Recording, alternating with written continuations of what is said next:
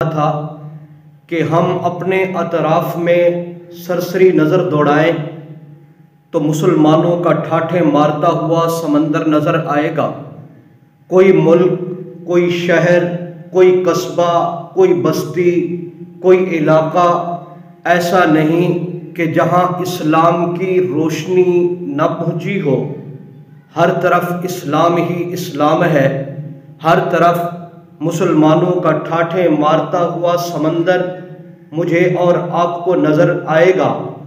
اب اسلام کی دعوت کی ابتدا مکہ مکرمہ اور مدینہ منورہ سے ہوئی۔ اب یہی دعوت جو مکہ مکرمہ اور مدینہ منورہ سے شروع ہوئی، یہ پھیلتی پھیلتی پوری دنیا کے اندر پھیل گئی۔ پھر آج پوری دنیا کے اندر کوئی ایسی جگہ نہیں ہے کہ جہاں اسلام، جہاں کوئی مسلمان آپ کو نظر نہ آ رہا ہو۔ آخر اس کی وجہ کیا ہے کہ ایک مکہ مکرمہ اور مدینہ منورہ سے دعوت اٹھی اور پھیلتی چلی گئی، تو اس دعوت کے پیچھے کیا قربانی ہے؟ تو نظر یہی آتا ہے کہ آپ صلی اللہ علیہ وسلم کے صحابہ نے قربانی پیش کی۔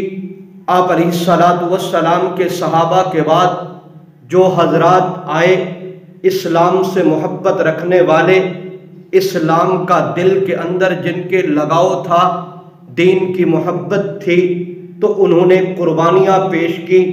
اور پھر اس بات کو آپ ذہن میں رکھ لیں کہ قربانی صرف ایک چیز کی نہیں ہوا کرتی کہ کوئی آدمی یہ سوچے کہ میں مال کی قربانی پیش کر دوں تو اس سے دین پھیل جائے گا، یا اسی طریقے سے کوئی آدمی یہ سوچتا ہے کہ میں جسمانی قربانی پیش کروں تو جسمانی قربانی پیش کرنے کی وجہ سے دین ترقی کرے گا۔ اگر کوئی آدمی یہ سوچتا ہے کہ میں روحانی قلبی قربانی پیش کروں گا تو اسلام ترقی کرتا چلا جائے گا، یا کوئی آدمی یہ سوچتا ہے کہ میں جانی قربانی پیش کروں گا تو اسلام ترقی کرے گا، یا کوئی شخص یہ سوچتا ہے کہ میں خواہشات کی قربانی جب پیش کروں گا تو پھر اسلام ترقی کرے گا۔ ہرگز نہیں۔ یہ 5 قربانیاں جو میں نے آپ حضرات کے سامنے رکھی ہیں، ان 5 کی قربانی دینی پڑتی ہے، تب اسلام ترقی کرتا ہے، تب اسلام بلندی پر پہنچتا ہے، تب اسلام پوری دنیا کے اندر پھیلتا ہے۔ حضرات صحابہ کرام رضی اللہ عنہم اجمعین کی زندگی کا میں اور آپ مطالعہ کریں تو حضرات صحابہ کرام رضی اللہ عنہم اجمعین کی یہ 5 قربانیاں دین اسلام میں بھری پڑی ہیں۔ حضرات صحابہ کرام رضی اللہ عنہم اجمعین نے یہ 5 قربانیاں دی ہیں تو اسلام پھیلا ہے۔ صحابہ کرام رضی اللہ عنہم اجمعین نے ان 5 قربانیوں کو دین اسلام کے لیے پیش کیا ہے تو دین اسلام نے ترقی کی ہے، دین اسلام پوری دنیا کے اندر پھیلا ہے۔ مسلمانوں کا ٹھاٹھے مارتا ہوا سمندر آج مجھے اور آپ کو چاروں طرف نظر آتا ہے۔ سب سے پہلی آپ قربانی لے لیجئے، مال کی قربانی۔ مال کی قربانی کی جب صحابہ کرام رضی اللہ عنہم اجمعین کے سامنے ضرورت پڑی ہے تو صحابہ کرام رضی اللہ عنہم اجمعین نے مال کی قربانی پیش کی ہے۔ دین اسلام کے جس شعبے کے اندر مال کی ضرورت پڑی، حضرات صحابہ کرام رضی اللہ عنہم اجمعین پیش نظر آتے ہیں۔ یہ نہیں کہ ایک صحابی نے مال پیش کیا، دوسرے نے مال اپنے گھر میں رکھ لیا اور دین اسلام پر مال خرچ کرنے کے لیے تیار نہ ہوا۔ ایسا ہرگز نہیں ہوا۔ میں آپ حضرات کے سامنے مالی قربانی کے حوالے سے چند ایک واقعات رکھنا چاہتا ہوں۔ اگر تفصیل کے ساتھ ایک صحابی کے مال خرچ کرنے کے واقعے کو بیان کیا جائے تو کئی گھنٹے لگ سکتے ہیں، لیکن وقت کے مختصر وقت ہونے کی وجہ سے 1-2 واقعے آپ کے سامنے رکھنا چاہتا ہوں۔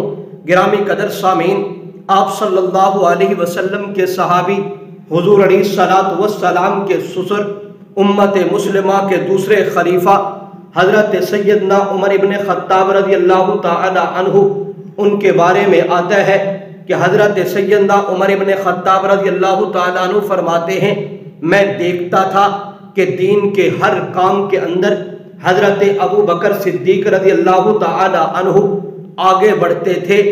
जब भी कोई नेकी का काम आता तो मैं हज़रत अबू बकर सिद्दीक रज़ी अल्लाह ताला अन्हु को पेश देखता था।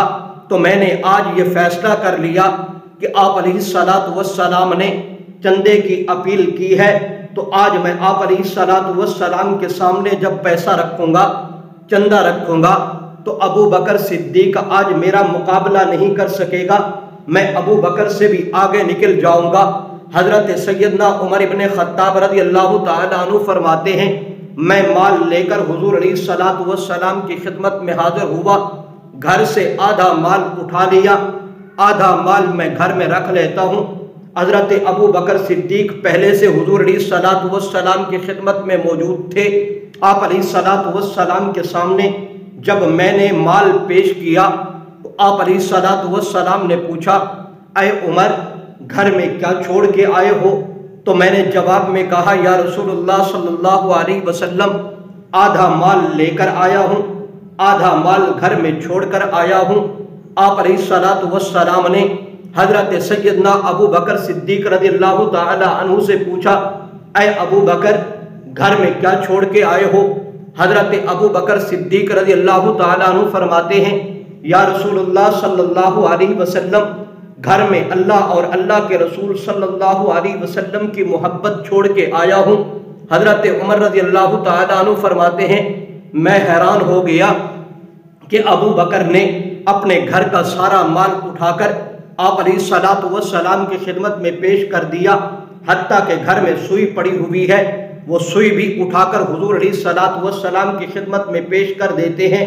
और यही हज़रत अबू बकर सिद्दीक रज़ी अल्लाह ताला अन्हु है कि जिनके मुताल्लिक हज़रत सहाबा किराम रज़ी अल्लाह अन्हुम अजमाइन के मुताल्लिक किसी शायर ने क्या खूब कहा कि असहाबे मोहम्मद को रब ने क्या जिगर दिया, बहरहाल बेधड़क सब ने मालो ज़र दिया, किसी ने निस्फ घर दिया, किसी ने सुल्स लाकर दिया, आयशा के बाप ने दिया तो इस कदर दिया, खुदा के नाम के सिवा जो कुछ था ला के धर दिया।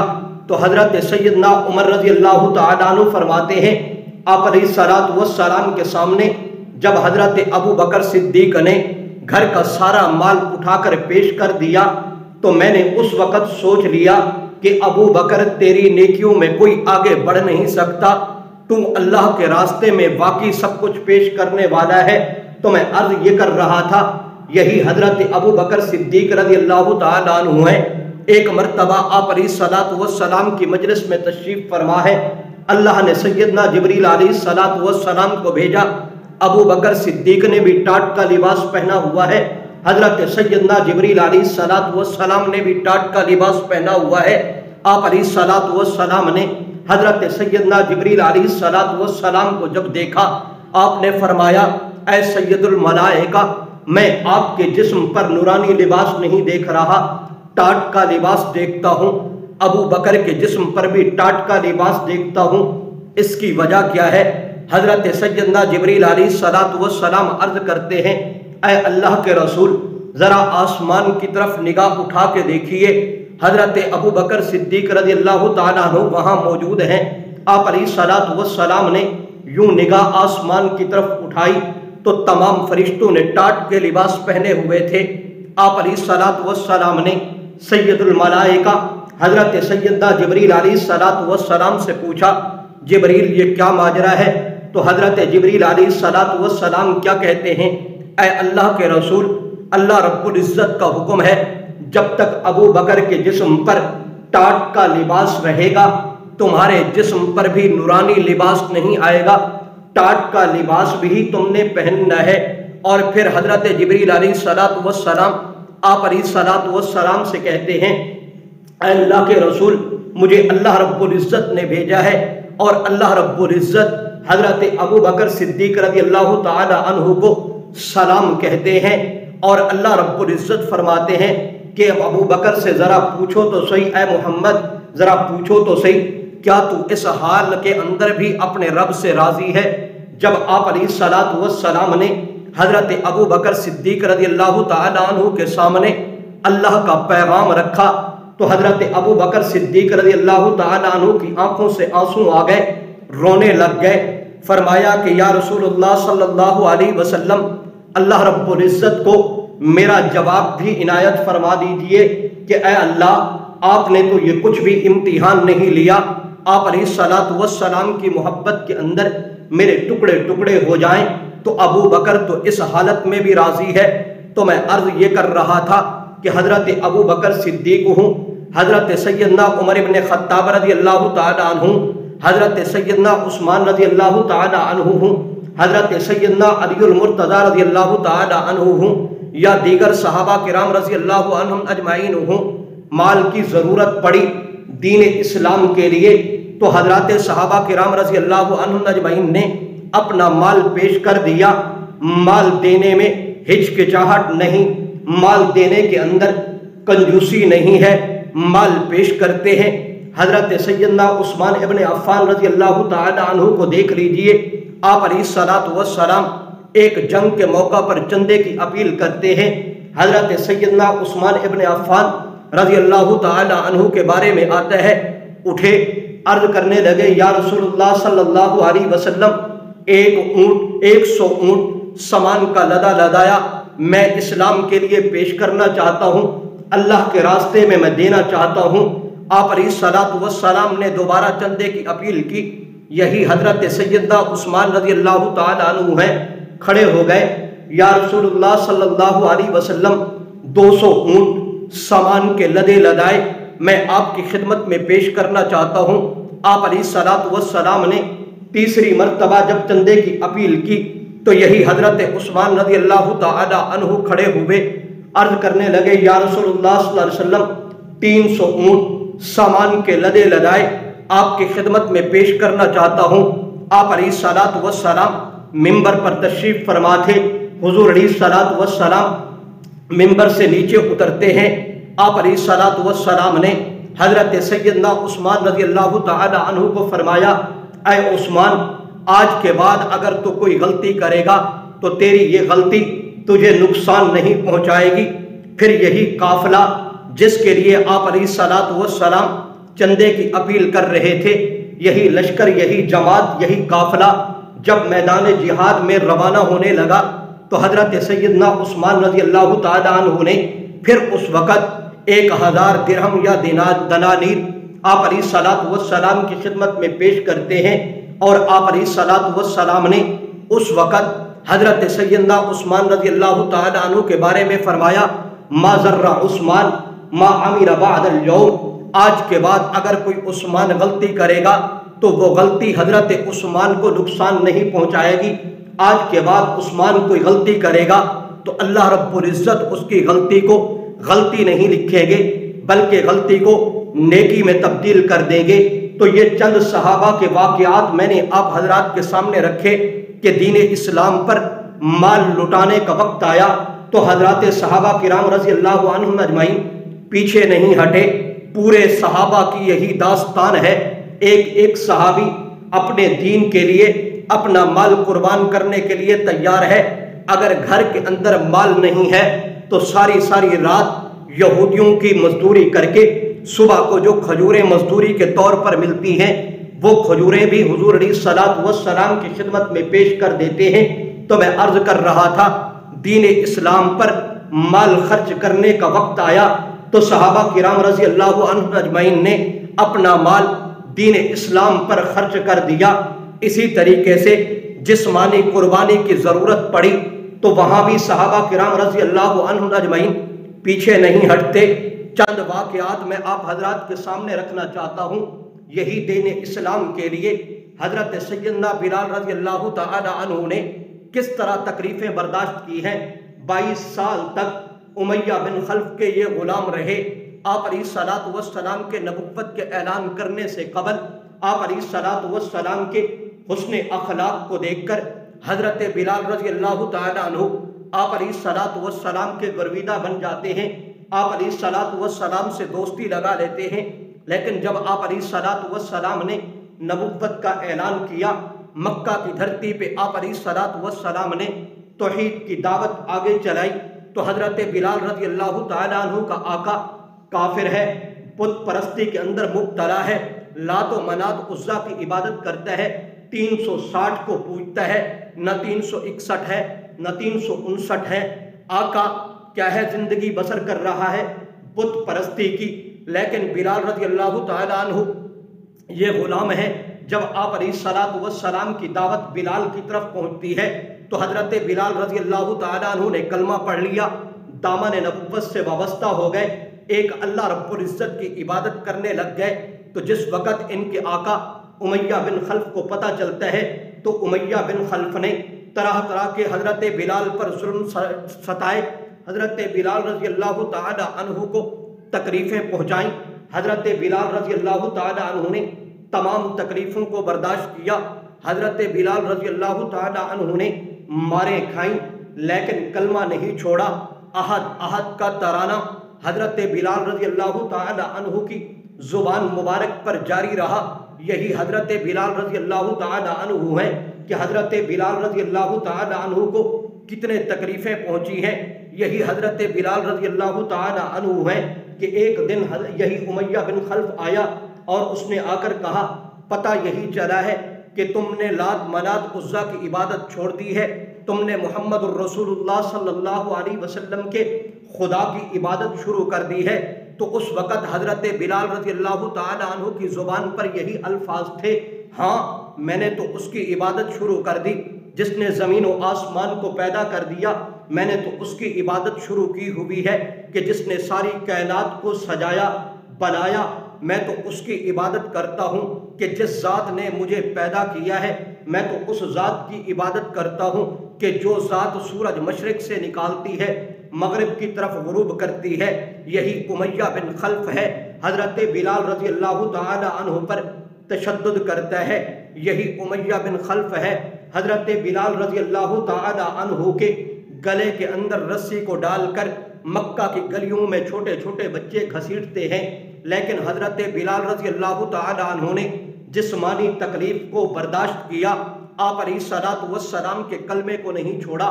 آپ علیہ السلام جو دین لے کر آئے، حضرت بلال رضی اللہ تعالی عنہ نے اس دین کو نہیں چھوڑا۔ حضرت عمر بن عاص رضی اللہ تعالی عنہ فرماتے ہیں کہ حضرت بلال رضی اللہ تعالی عنہ کو جس تپتی ریت پر لٹایا جاتا تھا، اگر اس ریت پر گوشت کا ٹکڑا رکھ دیا جائے تو گوشت کا ٹکڑا بھی بھن سکتا ہے، یہ کیفیت تھی۔ لیکن حضرت بلال رضی اللہ تعالی عنہ جسمانی تکلیف کو برداشت کر لیتے ہیں، امیہ بن خلف کے کیا ہے ظلم و ستم کو برداشت کر لیتے ہیں، لیکن کلمہ نہیں چھوڑتے۔ جسمانی تکلیف برداشت کر لی، لا الہ الا اللہ محمد الرسول اللہ کو نہیں چھوڑا، آپ علیہ السلام کے لائے ہوئے دین کو نہیں چھوڑا۔ یہی حضرت بلال رضی اللہ تعالی عنہ ہے، 22 سال تک امیہ بن خلف کے غلام رہے۔ آخر کار حضرت ابو بکر صدیق رضی اللہ تعالی عنہ نے بلال رضی اللہ تعالی عنہ کو امیہ سے خرید کر آزاد کر دیا۔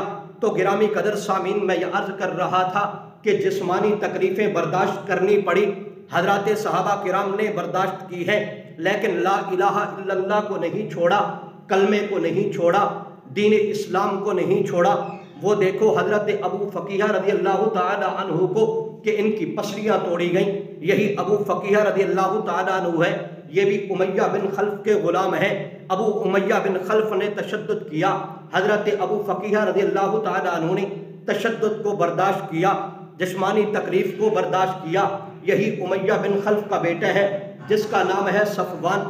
صفوان نے حضرت ابو فقیہ رضی اللہ تعالی عنہ کی گردن کو دبا لیتا ہے، زبان باہر نکل آتی ہے اور صفوان کہتا ہے کہ اے ابو فقیہ، آپ کا پتہ چلا ہے کہ تم نے محمد الرسول اللہ کے خدا کو مان لیا، اس کی اطاعت و فرما برداری میں لگ گئے ہو، میرے باپ کو تم رب مانتے نہیں ہو۔ تو حضرت ابو فقیہ رضی اللہ تعالیٰ عنہ نے جواب میں کیا کہا، میں تو اس کی عبادت کرتا ہوں جس نے زمین و آسمان کو پیدا کیا، میں تو اس کی عبادت کرتا ہوں جو سورج مشرق سے نکالتا ہے مغرب کی طرف غروب کرتا ہے، میں آپ علیہ الصلوۃ والسلام کی دعوت کو نہیں چھوڑ سکتا، میں لا الہ الا اللہ کو نہیں چھوڑ سکتا۔ حضرت ابو فقیہ رضی اللہ تعالی عنہ نے جسمانی تکلیفوں کو برداشت کیا، اپنی پسلی توڑوا بیٹھے، لیکن دین اسلام کو نہیں چھوڑا، لا الہ الا اللہ کو نہیں چھوڑا۔ یہی حضرت ابو فقیہ رضی اللہ تعالی عنہ ہیں کہ جن کو حضرت بلال رضی اللہ تعالی عنہ نے خریدا اور ان کو بھی آزاد کر دیا۔ تو میں یہ عرض کر رہا تھا، صحابہ کرام رضی اللہ عنہ اجمعین نے مالی قربانی پیش کرنی پڑی تو پیچھے نہیں ہٹے، مالی قربانی بھی پیش کی ہے۔ اگر جسمانی قربانی کی ضرورت پڑی تو حضرات صحابہ کرام رضی اللہ عنہ اجمعین نے کیا ہے جسمانی قربانی بھی پیش کی ہے۔ وہ دیکھو مکہ کی دھرتی پہ ایک صحابی ہے حضرت خالد رضی اللہ تعالی عنہ، انہوں نے اسلام قبول کیا، باپ کو بھی پتہ نہیں اور اس کے بھائیوں کو بھی پتہ نہیں۔ جس وقت باپ کو پتہ چلا میرا بیٹا خالد کلمہ پڑھ گیا ہے، میرا بیٹے خالد نے کلمہ پڑھ لیا، اور اسی وقت اس نے اپنے بیٹوں کو اور خود تلاش کرنے میں نکلا۔ حضرت خالد رضی اللہ تعالی عنہ چھپ گئے لیکن کلمہ نہیں چھوڑا، وہ تلاش کرتے کرتے آخر حضرت خالد رضی اللہ تعالی عنہ کو تلاش کر لیا۔ تو اس نے حضرت خالد رضی اللہ تعالی عنہ سے پوچھا، پتہ یہ چلا ہے کہ جن کی ہم عبادت کرتے چلے آ رہے ہیں ان کی عبادت تم نے چھوڑ دی ہے، تم نے محمد الرسول اللہ صلی اللہ علیہ وسلم کے خدا کی عبادت شروع کر دی ہے۔ آپ علیہ الصلوۃ والسلام جو کلمہ جو دین لے کر آئے ہیں اس دین کو، اس کلمے کو تم نے اپنے سینے سے لگا لیا ہے۔ حضرت خالد رضی اللہ تعالیٰ عنہ نے جواب میں کیا فرمایا؟ کہنے لگے، ہاں ابا جان، ہاں میرے بھائیوں، میں نے کلمہ پڑھ لیا ہے، دین اسلام کو میں نے قبول کر لیا ہے، لات منات عزا کی عبادت کرنے کے لیے میں تیار نہیں ہوں، میں تو اپنے رب کی عبادت کرتا ہوں جس رب نے ساری کائنات کو بنایا اور سجایا، جو مشرق سے سورج نکالتا ہے مغرب کی طرف غروب کرتا ہے۔ اسی وقت حضرت خالد رضی اللہ تعالیٰ عنہ کے والد کے ہاتھ کے اندر ایک لکڑی تھی، ان کے والد کا نام احیحہ ہے، تو انہوں نے لکڑی ہاتھ میں رکھی ہوئی تھی۔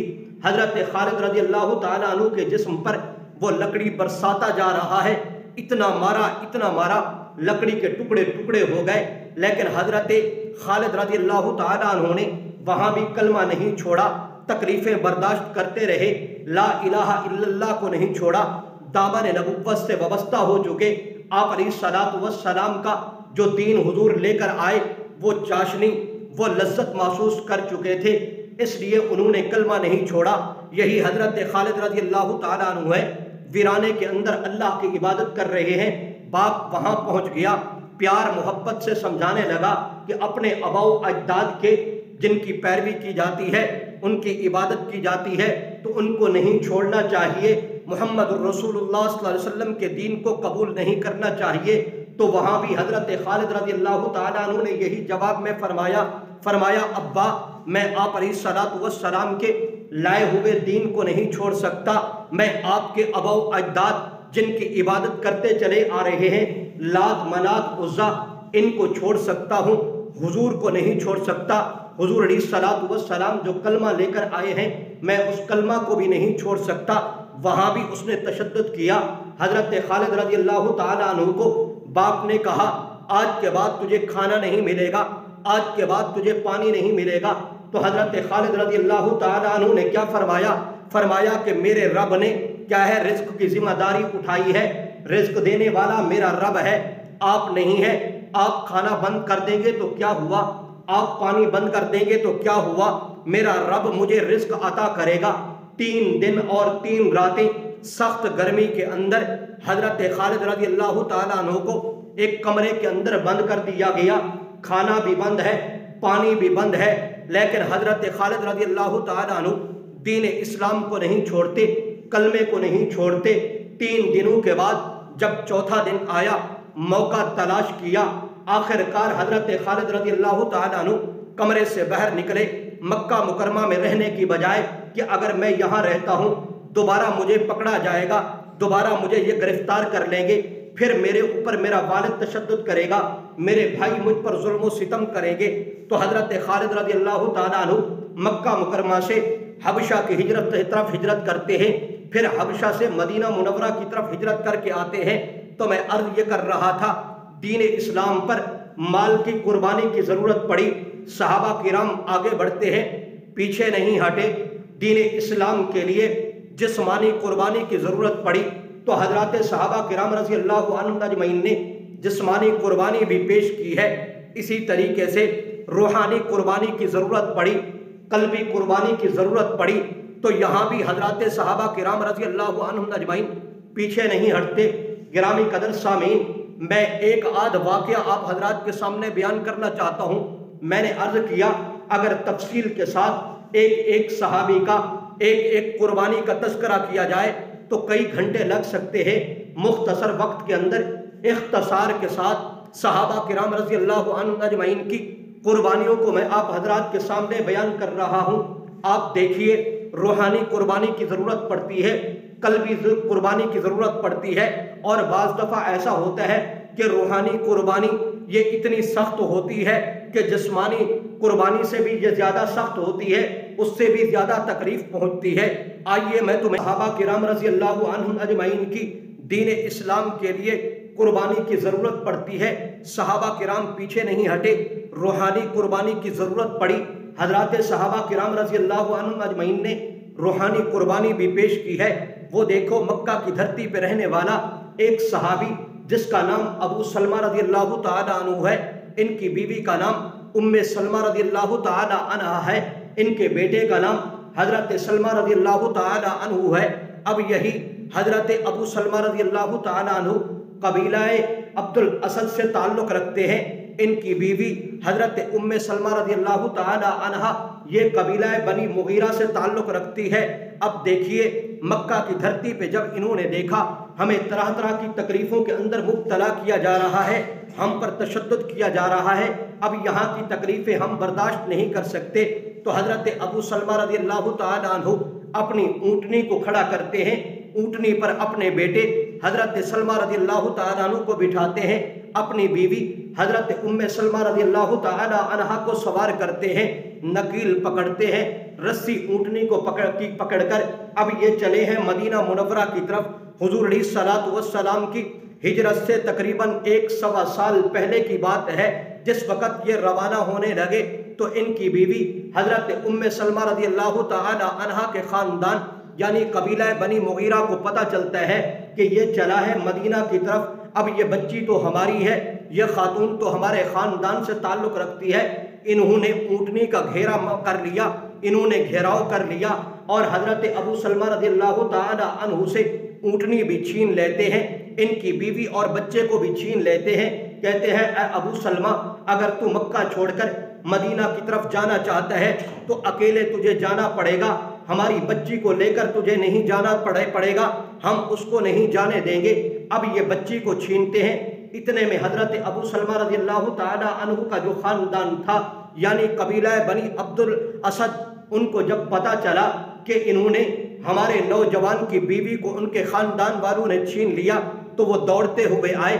انہیں پتہ چلا کہ بچہ تو ان کے پاس ہے، تو چھینا جھپٹی کے اندر وہ اپنی طرف حضرت سلمہ کو کھینچتے ہیں، یہ اپنی طرف کھینچتے ہیں، حتیٰ کہ حضرت سلمہ رضی اللہ تعالی عنہ کی حالت یہ تھی کہ ان کا بازو ان کا اکھڑ گیا، ان کا بازو جسم سے الگ ہو گیا اور موت تک بازو سیدھا نہیں ہوا۔ انہوں نے کہا اگر تم نے اپنی بچی بنی مغیرہ والوں کو کہا لے لی ہے تو یہ بچہ قبیلہ بنی عبد الاسد سے تعلق رکھتا ہے، یہ بچہ ہم دینے کے لیے تیار نہیں۔ اب ذرا غور کیجئے کہ حضرت ام سلمہ رضی اللہ تعالی عنہا یہ اپنے قبیلہ بنی مغیرہ کے پاس ہیں اور حضرت سلمہ رضی اللہ تعالی عنہ یہ اپنے خاندان قبیلہ عبد الاسد والوں کے پاس ہیں، اور حضرت ابو سلمہ رضی اللہ تعالی عنہ یہ مدینہ منورہ کے اندر پہنچ گئے ہیں۔ تو تین بندوں کی ایک سال کی جدائی ہے۔ بیوی کی حالت یہ ہے شوہر سے جدا ہے، بیوی کی حالت یہ ہے اپنے بچے سے جدا ہے۔ اسی طریقے سے حضرت ام سلمہ رضی اللہ تعالی عنہا کے بارے میں آتا ہے، گھر کے باہر ایک ٹیلے پر بیٹھ کر روزانہ روتی تھی، بیٹے کی جدائی کی وجہ سے، شوہر کی جدائی کی وجہ سے پورا سال روتی رہی۔ بیٹا ماں سے جدا ہے، شوہر اپنی بیوی سے جدا ہے۔ 1 سال کے بعد یہی ان کی بیوی یعنی حضرت ابو سلمہ رضی اللہ تعالی عنہ کی بیوی حضرت ام سلمہ رضی اللہ تعالی عنہا گھر کے باہر ایک ٹیلے پر بیٹھ کر جب یہ رو رہی تھی تو انہی کے قبیلہ یعنی قبیلہ بنی مغیرہ کا ایک آدمی کا وہاں سے گزر ہوا تو اسے ترس آیا، اپنے قبیلے کے بڑے بڑے لوگوں کو جمع کرتا ہے، جمع کر کے کہا اللہ کے بندے تمہیں کیا ہو گیا؟ ہمارا قبیلہ تو بڑا شریف قبیلہ ہے، ہمارے قبیلے کے لوگ تو کسی پر ظلم کرتے نہیں ہیں، 1 سال کا عرصہ ہو گیا ہے روزانہ یہی خاتون گھر سے باہر ٹیلے پر بیٹھ کر اپنے بچے کی جدائی کی وجہ سے، اپنے شوہر کی جدائی کی وجہ سے یہ روتی ہے، تو میرا مشورہ یہی ہے اس خاتون کو آزاد کر دیا جائے تاکہ یہ اپنے بچے کے پاس اپنے شوہر کے پاس جائے۔ فیصلہ ہوا، حضرت ام سلمہ رضی اللہ تعالی عنہا کو قبیلے والوں نے آزاد کر دیا، تو اس وقت حضرت ابو سلمہ رضی اللہ تعالی عنہ کے قبیلے والوں کو پتہ چلا کہ ان کی بیوی کے خاندان والوں نے ان کی بیوی کو آزاد کر دیا، تو اسی وقت قبیلہ عبد الاسد والوں نے بھی حضرت ابو سلمہ رضی اللہ تعالی عنہ کے بیٹے حضرت سلمہ رضی اللہ تعالی عنہ کو آزاد کر دیا۔ ماں اپنے بیٹے کو لیتی ہے، اونٹنی پر سوار ہوتی ہے، 1 سال کی جدائی ہے، اب یہ اونٹنی پر سوار ہو کر سفر مکہ سے کرتے ہیں، مدینہ منورہ کی طرف جا رہے ہیں۔ راستے میں ایک شخص ملتا ہے جس کا نام حضرت عثمان بن طلحہ ہے، ابھی تک انہوں نے اسلام قبول نہیں کیا تھا، فتح مکہ کے موقع پر انہوں نے اسلام قبول کیا تھا۔ یہ شخص بڑا رحم دل تھا، انہوں نے دیکھا ایک خاتون، ایک چھوٹا سا بچہ سواری پر سوار ہو کر مدینہ کی طرف ان کا رخ ہے، تو پوچھا کہاں چلے ہو؟ انہوں نے کہا مدینہ کی طرف چلے ہیں۔ تو حضرت عثمان بن طلحہ ایک خاتون کو، ان کے بچے سلمہ کو مدینہ منورہ کے اندر چھوڑ کے آتے ہیں۔ تو میں نے کہا روحانی قربانی پیش کرنی پڑی، صحابہ کرام رضی اللہ عنہ اجمعین نے پیش کی ہے۔ یہاں حضرت ابو سلمہ رضی اللہ تعالی عنہ، ان کی بیوی ام سلمہ رضی اللہ تعالی عنہا، ان کا بیٹا حضرت سلمہ رضی اللہ تعالی عنہ 1 سال کی جدائی برداشت کرتے ہیں۔ بیوی اپنے شوہر سے جدا، شوہر اپنی بیوی سے جدا، بیٹا اپنی ماں سے جدا، بیٹا اپنے باپ سے جدا، 1 سال تک روحانی قربانی دین اسلام کے لیے پیش کرتے ہیں۔ یہ کوئی معمولی بات نہیں ہے، آؤ میں تمہیں لے چلتا ہوں۔ وہ دیکھو ایک صحابیہ حضرت خنسہ رضی اللہ تعالی عنہا ہیں، 4 جوان بیٹے ہیں۔ آج میں اور آپ ذرا غور تو کریں، ایک خاتون کے 4 بیٹے ہوں، جوانی کو پہنچ گئے ہوں، صحت مند ہوں، تو ماں کی یہ خواہش ہوتی ہے کہ میرا بیٹا باہر جائے کمانے کے لیے، دین اسلام کے لیے اپنے بیٹے کو پیش کرنے کے لیے۔ آج کی ماں تیار نہیں ہے، 4 جوان بیٹے ہیں، تو ماں کی یہ خواہش ہوتی ہے ایک بیٹا امریکہ چلا جائے، دوسرا بیٹا برطانیہ چلا جائے، تیسرا بیٹا سعودیہ چلا جائے، چوتھا بیٹا جرمنی چلا جائے۔ مقصد کیا ہے؟ دنیا کی محبت ہمارے دلوں میں بیٹھ گئی ہے۔ مقصد کیا ہے؟ ہم نے دنیا سے لگاؤ لگا رکھا ہے۔ میرے اور آپ کے دل کے اندر دنیا اور دنیا کی چیزوں کی محبت ہے، دین کی محبت میرے اور آپ کے دل کے اندر نہیں ہے۔ تو ماں کی یہ خواہش ہوتی ہے کہیں سے پاؤنڈ آئیں، کہیں سے ڈالر آئیں، کہیں سے درہم دنانیر آئیں، اسی طریقے سے کہیں سے ریال آئیں، یہ خواہش ہوتی ہے۔ لیکن قربان جائیے، روحانی قربانی ماں پیش کر رہی ہے، جوان بیٹے ہیں، قادسیہ کی لڑائی شروع ہوتی ہے، تو اس وقت جوان بیٹے ماں حضرت خنسہ رضی اللہ تعالی عنہ پیش کر رہی ہے۔ 4 جوان بیٹے جب دشمن کا مقابلہ کرتے ہیں، شہید ہو جاتے ہیں، تو ماں سے پوچھو جس کے 4 جوان بیٹے دین اسلام کے لیے قربانی پیش کر دیں، وہ صدمہ تو ماں ہی جانتی ہے۔ لیکن میں عرض کر رہا تھا یہاں روحانی قلبی قربانی پیش کرنے کی ضرورت پڑی تو حضرات صحابہ کرام رضی اللہ عنہ اجمعین نے پیش کی ہے، پیچھے نہیں ہٹے۔ تو میں عرض کر رہا تھا دین اسلام کے لیے مال کی قربانی کی ضرورت پڑی، صحابہ نے مال پیش کیا۔ دین اسلام کے لیے جسمانی قربانی کی ضرورت پڑی، صحابہ کرام رضی اللہ عنہ اجمعین نے جسمانی قربانی پیش کی ہے، پیچھے نہیں ہٹے۔ دین اسلام کے لیے روحانی قربانی کی ضرورت پڑی، حضرات صحابہ کرام رضی اللہ عنہ اجمعین نے روحانی قربانی پیش کی ہے، پیچھے نہیں ہٹے۔ دین اسلام کے لیے اسی طرح جانی قربانی کی ضرورت پڑی، حضرات صحابہ کرام رضی اللہ عنہ اجمعین نے جانی قربانی بھی پیش کی ہے۔ وہ دیکھو ایک صحابی، غزوہ احد کا میدان سجا ہوا ہے، اب اللہ اکبر کبیرہ مقابلہ ہو رہا ہے۔ ایک صحابی کے ہاتھ کے اندر چند کھجوریں ہیں، کھجوریں کھا رہے ہیں، آپ علیہ سے عرض کرتے ہیں یا رسول اللہ صلی اللہ علیہ وسلم اگر مقابلہ کرتے کرتے میں قتل ہو جاؤں، شہید ہو جاؤں تو میں کہاں جاؤں گا؟ آپ علیہ نے فرمایا اے میرے صحابی اگر لڑتے لڑتے تو شہید ہو گیا تو سیدھا جنت میں جائے گا۔ اس صحابی نے اسی وقت جو ہاتھ کے اندر کھجوریں تھیں اسی وقت زمین پہ ڈالی، زمین پہ پھینک دیں اور میدان جہاد میں شریک ہوا، لڑتے لڑتے شہید ہو گیا تو جانی قربانی کی ضرورت پڑی، جانی قربانی بھی پیش کرتے ہیں۔ وہ دیکھو مدینہ منورہ سے صحابہ کرام رضی اللہ عنہم اجمعین بدر کے میدان کی طرف چلے ہیں تو مدینہ منورہ کے ایک گھر کے اندر باپ اور بیٹے کا مکالمہ ہو رہا ہے۔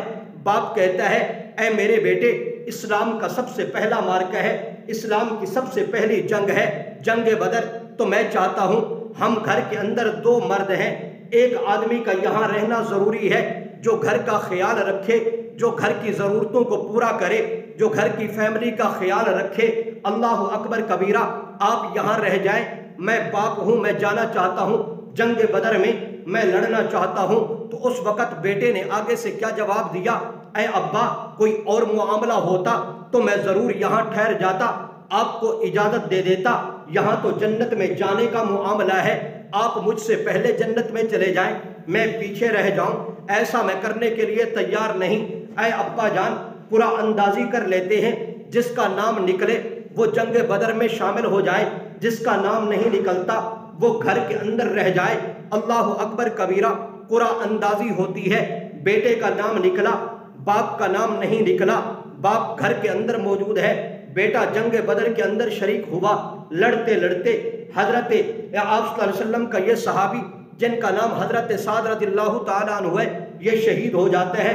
شہید ہونے کے بعد یہ سیدھا جنت کی طرف چلا جاتا ہے۔ تو میں عرض کر رہا تھا مالی قربانی کی ضرورت پڑی، صحابہ نے مالی قربانی پیش کی ہے، جسمانی قربانی کی دین اسلام کے لیے ضرورت پڑی، جسمانی قربانی پیش کی ہے، روحانی قربانی کی ضرورت پڑی، حضرات صحابہ کرام نے روحانی قربانی پیش کی ہے، جانی قربانی کی ضرورت پڑی، حضرات صحابہ کرام رضی اللہ عنہم اجمعین نے اپنے ٹکڑے ٹکڑے کرا لیے، لیکن دین اسلام پر آنچ نہیں آنے دی۔ لا الہ الا اللہ محمد الرسول اللہ کو صحابہ کرام نے بلند رکھا ہے۔ اسی طریقے سے اگر خیشات کی قربانی کی ضرورت بھی پڑی تو حضرات صحابہ کرام رضی اللہ عنہم اجمعین پیچھے نہیں ہٹتے، خیشات کو دین اسلام پر قربان کر دیتے ہیں، دین اسلام کو خیشات پر قربان نہیں کرتے۔ آج تو اللہ معاف کرے کہ خیشات میرے اور آپ کے سامنے ہیں تو فرائض کو چھوڑ کر بیٹھے ہوئے ہیں، خیشات میرے اور آپ کے سامنے ہیں تو آپ علیہ السلام کی سنتوں کو چھوڑ کر بیٹھے ہیں، خیشات کے میں اور آپ تابع ہو گئے، دین اسلام کے تابع نہیں ہوئے، خیشات کو دین اسلام پر قربان کرنے کے لیے تیار نہیں۔ دین اسلام کو میں نے اور آپ نے خیشات پر قربان کر رکھا ہے۔ اللہ اکبر کبیرہ، آؤ میں تمہیں لے چلتا ہوں ایک صحابی کی طرف، ان کا نام حضرت سعد رضی اللہ تعالی عنہ ہے، رنگ کا کالا ہے، صحت مند جوان ہے۔ آپ علیہ السلام کی خدمت میں عرض کرتا ہے یا رسول اللہ صلی اللہ علیہ وسلم، یہ جو میرا کالا رنگ ہے، کہیں یہ کالا رنگ جنت میں جانے میں رکاوٹ تو نہیں بنے گا؟ آپ علیہ السلام نے پوچھا اے میرے سعد کیا ہوا، کیا بات ہے؟ نہیں، اگر آپ کے پاس ایمان ہے، لا الہ الا اللہ ہے، اپنے نبی کی محبت دل کے اندر ہے تو کوئی چیز جنت میں جانے سے آپ کو روک نہیں سکتی۔ عرض کرنے لگا یا رسول اللہ صلی اللہ علیہ وسلم، میرے اس سیاہ، میرے اس کالے رنگ کو مجھے کوئی دیکھ کر کوئی رشتہ دینے کے لیے تیار نہیں، میں بھی چاہتا ہوں میری شادی ہو، میں بھی چاہتا ہوں میری اولاد ہو، میں بھی چاہتا ہوں میری اچھی اور سکون کی زندگی گزر جائے، مجھے کوئی رشتہ دینے کے لیے تیار نہیں، میرے رہنے کے لیے مکان نہیں، پہننے کے لیے کوئی اچھا کپڑا نہیں، کھانے کے لیے میرے پاس کوئی اچھا کھانا، اچھی غذا نہیں ہے، کوئی اپنی بچی کا رشتہ مجھے دینے کے لیے تیار نہیں۔ آپ علیہ السلام نے جب حضرت سعد رضی اللہ تعالی عنہ سے یہ الفاظ سنے تو اس وقت آپ علیہ السلام نے صحابہ کرام رضی اللہ عنہم اجمعین سے فرمایا اے میرے صحابہ، عمر بن وہب ثقفی کہاں ہے؟ مدینہ منورہ کا رہنے والا ہے، مالدار ہے، بہت بڑا تاجر ہے، ان کے گھر کے اندر ان کی حسین و جمیل بچی جوان ہو چکی تھی، ابھی تک ان کی شادی نہیں ہوئی تھی۔ تو آپ علیہ السلام کے سوال کے بارے میں آپ علیہ الصلوۃ والسلام کے صحابہ نے جواب دیا کہ یا رسول اللہ صلی اللہ علیہ وسلم یہاں عمر بن وہب تو موجود نہیں ہے، گھر سے آیا ہی نہیں۔ تو اسی وقت آپ علیہ الصلوۃ والسلام نے حضرت سعد رضی اللہ تعالیٰ عنہ کو عمر بن وہب ثقفی کے گھر روانہ کیا، کہا جاؤ اور جا کر انہیں میرا پیغام دے دو، اپنی بچی کا نکاح وہ آپ کے ساتھ کر دے گا۔ حضرت سعد رضی اللہ تعالیٰ عنہ چلے ہیں، گئے، پہنچے حضرت عمر بن وہب ثقفی کے گھر کے دروازے پر دستک دی، انہوں نے دروازہ کھولا، سامنے عمر بن وہب ثقفی ہے، ادھر سامنے حضرت سعد رضی اللہ تعالیٰ عنہ ہے۔ عمر بن وہب ثقفی نے پوچھا ارے سعد کیا کرنے آئے ہو، کس مقصد کے لیے آئے ہو؟ تو حضرت سعد رضی اللہ تعالیٰ عنہ نے کیا فرمایا، مجھے تو آپ صلی اللہ علیہ وسلم نے بھیجا۔ کس مقصد کے لیے بھیجا؟ حضور علیہ الصلوۃ والسلام نے فرمایا اپنی بیٹی کا نکاح سعد کے ساتھ کر دو۔ جب اس نے یہ الفاظ سنے اس کے پاؤں کے نیچے سے تو زمین نکل گئی، اس نے کہا واہ واہ کالے رنگ کا مالک، بڑا تو خوش نصیب ہے، تو یہی چاہتا ہے کہ میں اپنی بیٹی کا نکاح تجھ سے کر دوں، بڑا تو چلاک ہے، کبھی بھی ایسا نہیں کروں گا، حسین و جمیل لڑکی تیرے نکاح میں دوں، کبھی میں ایسا کرنے کے لیے تیار نہیں۔ حضرت سعد رضی اللہ تعالیٰ عنہ واپسی کا سفر کرتے ہیں۔ اب وہ بچی جو جوان گھر کے اندر بیٹھی ہوئی تھی، اس نے جب یہ آواز سنی تو اپنے بابا سے کہتی ہے اے بابا آپ کو کیا ہو گیا؟ آپ نے اس کے کالے رنگ کی طرف تو دیکھا لیکن جس ہستی نے بھیجا ہے اس کو نہیں دیکھا، وہ کتنی حسین ہے، کہیں ایسا نہ ہو حضور علیہ الصلوۃ والسلام کے فرمان کو سینے سے نہ لگانے کی وجہ سے اللہ رب العزت کا عذاب نہ آ جائے، جلدی کرو اسے واپس بلاؤ، آپ میرا ان کے ساتھ نکاح کر دیں، ان کے ساتھ زندگی میں نے بسر کرنی ہے، میں ان کے ساتھ زندگی گزارنا چاہتی ہوں، میں ان کے ساتھ شادی کرنا چاہتی ہوں، حضور علیہ الصلوۃ والسلام کے فرمان کو میں سینے سے لگانا چاہتی ہوں، ٹھکرانا نہیں چاہتی۔ حضرت سعد رضی اللہ تعالیٰ عنہ تو واپس چلے، آپ علیہ الصلوۃ والسلام کی خدمت میں حاضر ہوئے، یا رسول اللہ صلی اللہ علیہ وسلم اس نے تو انکار کر دیا ہے، اللہ اکبر کبیرہ۔ آپ علیہ الصلوۃ والسلام کو بہت صدمہ ہوا، آپ علیہ الصلوۃ والسلام کو افسوس ہوا۔ اتنے میں عمر بن وہب ثقفی چلا ہے، کہاں حضور علیہ الصلوۃ والسلام کے پاس، حضور نے یوں دیکھا، کہا عمر تو ہے جس نے اللہ کے رسول کی بات کا انکار کیا، پیغام کو نہیں مانا؟ نہیں یا رسول اللہ صلی اللہ علیہ وسلم مجھ سے غلطی ہو گئی، مجھے معاف کر دیجئے، حکم فرمائیے۔ آپ علیہ الصلوۃ والسلام نے فرمایا کہ تو اپنی بیٹی کا نکاح ان کے ساتھ کر دے۔ جی یا رسول اللہ صلی اللہ علیہ وسلم آپ نکاح پڑھائیں۔ آپ علیہ الصلوۃ والسلام نے نکاح پڑھایا، 400 درہم حق مہر طے ہوا، کہا جاؤ اپنی بیوی کو لے کر آؤ ساتھ۔ حضرت سعد رضی اللہ تعالیٰ عنہ نے جب یہ بات سنی تو عرض کرنے لگا یا رسول اللہ صلی اللہ علیہ وسلم میرے گھر کے اندر تو کھانے کے لیے کوئی چیز نہیں، اپنا جسم چھپانے کے لیے کپڑا نہیں ہے، اور میرے پاس تو چھپر نہیں ہے کہ جہاں میں رہ سکوں، 400 درہم حق مہر میں کیسے ادا کروں گا؟ آپ علیہ الصلوۃ والسلام نے فرمایا جاؤ میرے علی کے پاس، جاؤ میرے عثمان کے پاس، جاؤ میرے عبد الرحمن بن عوف کے پاس، اب یہ چلے ہیں اور جا کے انہیں میرا پیغام دے دو، 200 درہم آپ کو تحفے کے طور پر، ہدیے کے طور پر دیں گے۔ اب یہ حضرت سعد رضی اللہ تعالیٰ عنہ چلے ہیں صحابہ کرام رضی اللہ عنہ اجمعین کے پاس۔ صحابہ کرام نے جب آپ علیہ الصلوۃ والسلام کا پیغام سنا تو اسی وقت حضرات صحابہ کرام رضی اللہ عنہ اجمعین نے بہت خوشی کا اظہار کیا، 200 درہم دینے کی بجائے اس سے بھی زیادہ دیا، تقریباً 900 یا 1000 درہم اکٹھا ہو گیا۔ اب یہ واپس چلے ہیں خوشی خوشی، ذہن میں بات آئی کہ جاؤں گا کہاں کہ بازار کے اندر، ایک تو یہ ہے کہ 400 درہم حق مہر کے طور پر اپنی بیوی کو ادا کروں گا، باقی جو رقم بچے گی اپنی بیوی کے لیے تحفے تحائف گھر کا راشن لے کر گھر کے اندر پہنچوں گا۔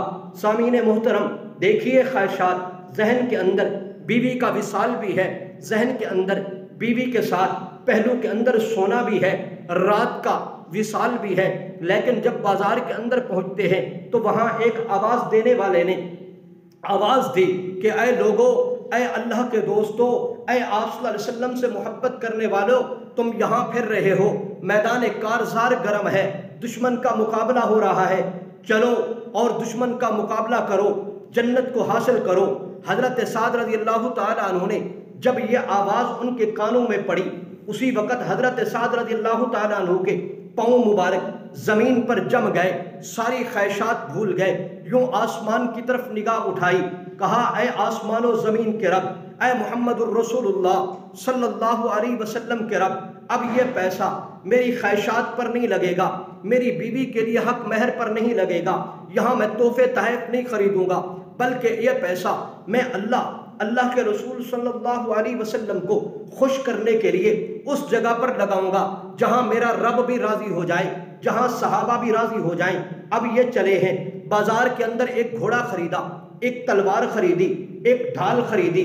اب یہ سواری پر سوار ہو کر منہ کو چھپا کر نقاب کر کے میدان جہاد میں مقابلہ کرنے کے لیے نکلے ہیں۔ مقابلہ ہو رہا ہے، تلواریں کفار کی طرف سے بھی چل رہی ہیں، تلواریں صحابہ کی طرف سے بھی چل رہی ہیں۔ گرامی قدر سامعین، کفار کی طرف سے ایک نیزہ آتا ہے۔ حضرت سعد رضی اللہ تعالی عنہ جس سواری پر سوار تھے اس سواری کو لگتا ہے، سواری زمین پر گرتی ہے۔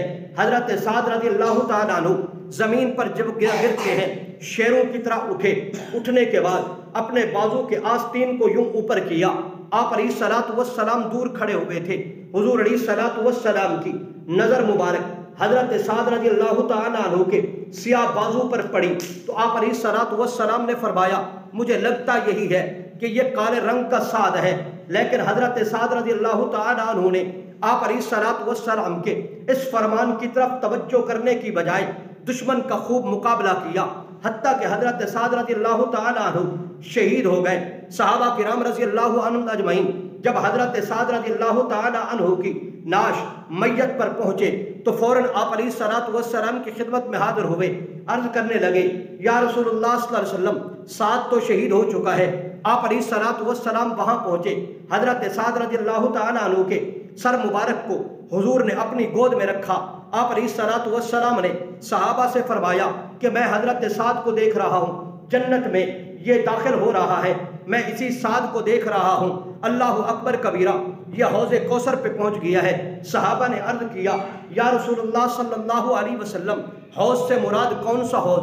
آپ علیہ الصلوۃ والسلام نے فرمایا اللہ رب العزت نے مجھے ایک ایسا حوض عطا کیا ہے جس کا پانی دودھ سے زیادہ سفید ہے، شہد سے زیادہ میٹھا ہے، برف سے زیادہ ٹھنڈا ہے۔ کل قیامت کے دن اہل جنت کو، میرے جو جنتی امتی ہیں، میں اپنے ہاتھوں کو وہ پانی پلاؤں گا، ایک مرتبہ جو پیے گا اس کو پھر پیاس نہیں لگے گی۔ صحابہ کرام رضی اللہ عنہم اجمعین سمجھ گئے کہ کون سا حوض ہے۔ اب حضور علیہ الصلوۃ والسلام نے کیا فرمایا کہ میرے اس سعد کا نکاح حضرت عمر بن وہب ثقفی کی بیٹی کے ساتھ ہو گیا ہے، لہذا یہاں جنگ کے اندر جتنا بھی ان کا ترکہ ہے ان کی بیوی کے حوالے کیا جائے، اور جا کر ان کی بیوی سے کوئی کہہ دے کہ اللہ رب العزت نے تیرے شوہر کو ایسی بیوی عطا کی ہے جو تجھ سے بھی زیادہ حسین ہے۔ تو گرامی قدر سامعین، میں نے عرض کیا دین اسلام کے لیے حضرات صحابہ کرام رضی اللہ عنہم اجمعین کو مال کی قربانی دینی پڑی، مال کی قربانی دی ہے، جسمانی قربانی دینی پڑی، جسمانی قربانی پیش کی ہے، روحانی قلبی قربانی دینی پڑی، روحانی قلبی قربانی پیش کرتے ہیں۔ صحابہ کرام رضی اللہ عنہم اجمعین کو دین اسلام کے لیے جانی قربانی کی ضرورت پڑی، جانی قربانی بھی پیش کر دی ہے۔ اسی طریقے سے خواہشات کی قربانی دینی پڑی، حضرات صحابہ کرام رضی اللہ عنہم اجمعین نے خواہشات کی قربانی بھی دی ہے۔ جب یہ قربانیاں دی ہیں تو مکہ مکرمہ کی دھرتی سے اٹھنے والی یہ دعوت پوری دنیا کے اندر پھیل گئی۔ تو میں عرض کر رہا تھا کہ آج چاروں طرف آپ نظر دوڑائیں تو مسلمانوں کا ٹھاٹھے مارتا ہوا سمندر آپ کو نظر آئے گا۔ کوئی ملک ایسا نہیں، کوئی شہر ایسا نہیں، کوئی قصبہ ایسا نہیں، کوئی علاقہ ایسا نہیں، کوئی بستی ایسی نہیں کہ جس کے اندر اسلام نہ پھیلا ہو، مسلمان نہ ہوں۔ وجہ کیا ہے؟ صحابہ کرام رضی اللہ عنہم اجمعین کے دلوں کے اندر دین کی محبت تھی۔ صحابہ کرام رضی اللہ عنہم اجمعین اللہ رب العزت کی رضا، آپ صلی اللہ علیہ وسلم کی اطاعت کے حصول کو حاصل کرنے کا ایک جذبہ تھا۔ صحابہ کرام رضی اللہ عنہم اجمعین کے دلوں کے اندر آخرت کا خوف تھا۔ دین اسلام کے لیے اگر ہم نے قربانی نہ پیش کی تو کہیں ایسا نہ ہو کل قیامت کے دن اللہ کی طرف سے ہماری گرفت ہو جائے۔ صحابہ کرام رضی اللہ عنہم اجمعین کے دلوں کے اندر جنت کی نعمتوں کو حاصل کرنے کی تمنا تھی۔ صحابہ کرام رضی اللہ عنہم اجمعین کے دلوں کے اندر ذمہ داری کا احساس تھا، تو انہوں نے دین اسلام کے لیے اپنا سب کچھ قربان کر دیا۔ آج دین اسلام کے مجھے اور آپ کو اپنی ماں کی گود کے اندر ملا ہے، کلمہ مجھے اور آپ کو ماں کی گود کے اندر ملا ہے۔ دنیاوی آج میرا نقصان ہو جائے، دکان کا نقصان ہو جائے، گھر کا نقصان ہو جائے، کاروبار کا نقصان ہو جائے تو اس کے لیے میں اور آپ تڑپ اٹھتے ہیں، لیکن دین اسلام کا نقصان ہو جائے مجھے اور آپ کو کوئی پرواہ نہیں۔ کیوں؟ دین اسلام کی میرے اور آپ کے دلوں میں قدر نہیں ہے، دین اسلام کی میرے اور آپ کے دلوں کے اندر محبت نہیں ہے، جنت کی نعمتوں کو حاصل کرنے کی میرے اور آپ کے اندر تمنا نہیں ہے، اللہ کی گرفت کیا ہے کا ڈر میرے اور آپ کے دلوں کے اندر ہے نہیں، ذمہ داری کا میرے اور آپ کے دلوں کے اندر احساس نہیں ہے۔ دین اسلام کے لیے قربانیاں دینی پڑتی ہیں۔ آج تو میں اور آپ مال خرچ کرنا تو دور کی بات ہے، آج میں اور آپ دین اسلام کے لیے پسینہ بہانے کے لیے بھی تیار نہیں۔ تو دین اسلام جب بھی ترقی کرتا ہے، دین اسلام جب بھی پھیلتا ہے، مسلمان جب بھی پھیلتے ہیں، کفر جب بھی مغلوب ہوتا ہے، وہ اس وجہ سے ہوتا ہے کہ جب مسلمان اٹھے دین اسلام کے لیے قربانی پیش کرے۔ تو میں عرض کر رہا تھا صرف مال قربان کرنے سے دین ترقی نہیں کرتا، جسمانی قربانی پیش کرنے سے صرف دین ترقی نہیں کرتا، صرف روحانی قربانی پیش کرنے کی وجہ سے دین ترقی نہیں کرتا، صرف جانی قربانی پیش کرنے سے دین ترقی نہیں کرتا، صرف خواہشات کی قربانی دینے سے دین ترقی نہیں کرتا۔ اگر تم چاہتے ہو دین اسلام بلندی پر پہنچے، اگر تم چاہتے ہو دین اسلام ترقی کرے تو پھر 5 قربانیاں دینے پڑیں گی، جیسے صحابہ کرام رضی اللہ عنہم اجمعین نے 5 قربانیاں دی ہیں۔ مال کی قربانی بھی پیش کی ہے، جسمانی قربانی بھی پیش کی ہے، روحانی قربانی بھی پیش کی ہے، جانی قربانی بھی پیش کی ہے، خواہشات کی قربانی بھی پیش کی ہے۔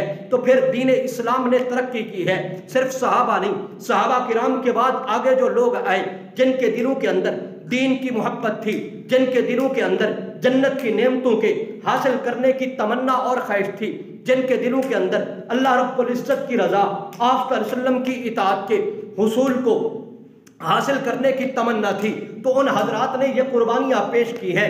تو اللہ رب العزت مجھے اور آپ کو دین اسلام پر مال خرچ کرنے کی توفیق عطا فرما دے، جسمانی قربانی کرنے کی توفیق عطا فرما دے، روحانی قربانی کی توفیق دے دے، اسی طریقے سے جانی قربانی پیش کرنے کی توفیق عطا فرما دے، خواہشات کو دین کے تابع کرنے کی توفیق عطا فرمائے، نہ یہ کہ دین کو ہم خواہشات کے تابع کریں۔